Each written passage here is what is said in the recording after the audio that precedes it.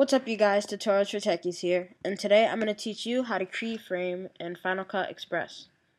And the Final Cut Express I'm using is actually Final Cut Express 4 that I just got a couple days ago. So let's get right to it. So for the video that I took, I used it in photo booth. Sorry if I don't look as dandy as you like me to, but the video that I have is right here. What's cool about Final Cut Express is that you just click, drag, drop. Easy as that, you guys. And so after that, all you have to do is drag and drop right into the timeline. Command R to render. Click it, then do Command R. This component has not been saved. Yeah. So this will take about 5 seconds. Alright, so after that, you just want to double click it so it shows up in your viewer. And after that, it's pretty much basic. So in the tab in the viewer, you want to go to motion, and motion is motion is right here. So just click motion.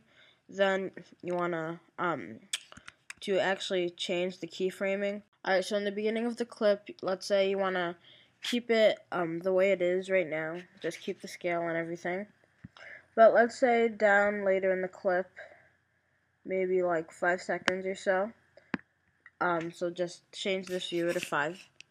And let's say that you want to make the scale a little bit shorter if you want to do a picture-in-picture effect. So all you have to do is click this keyframe button right here. And then you want to scale it down just a little bit. And so there you go, easy as that. And so now when you play it, it'll be smaller, but you have to make sure you render it before you do so. And let's say down later in the timeline, you also want to rotate it to just do a cool transition effect or something. So all you would do is click this and then drag it around the whole 360 and then just click a keyframe, and it's really easy from there. Well, you have to render it first.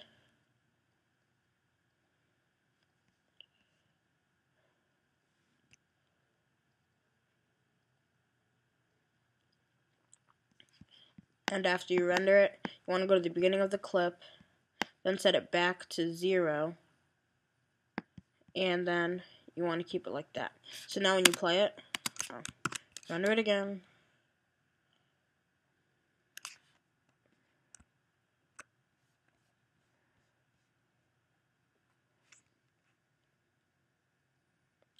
So now when you play it, it'll start spinning around just like so. And so let's say you want to change the center or the anchor point per se.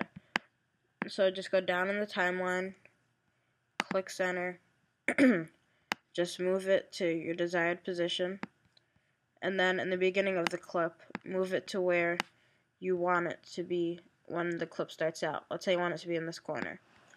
And so just make sure you render it. Remember, Command R is to render. If you have this program, then just remember that you have to pretty much render it for every little step that you do, which isn't that bad because it makes the quality better rather than some other programs. So now when you click play, you can see that it does the spinning effect and it drags to the other corner. And you can also change like the velocity and such. If you see these purplish buttons right here, you can change how you want it to move, the keyframes. So let's say you want it to move like in some crazy formatted way.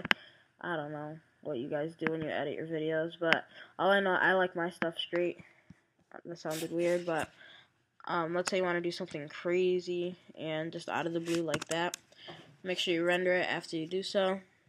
And if you want to render, you can also go to sequence tab and then just click render. And what's also cool is that you can just click render all. If you have a bunch of videos and you want to just render everything, then you just go to sequence, render all. Alright, so now just go back to the video, and now you're gonna see that it does some crazy stuff. Alright. Oh. Render it again. It's very annoying.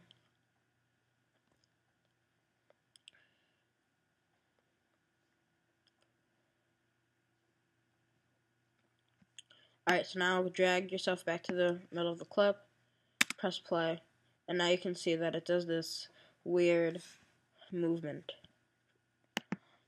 And so now, if you want to do some other effects, just go to filters or motion, and you can also crop down your picture, your video.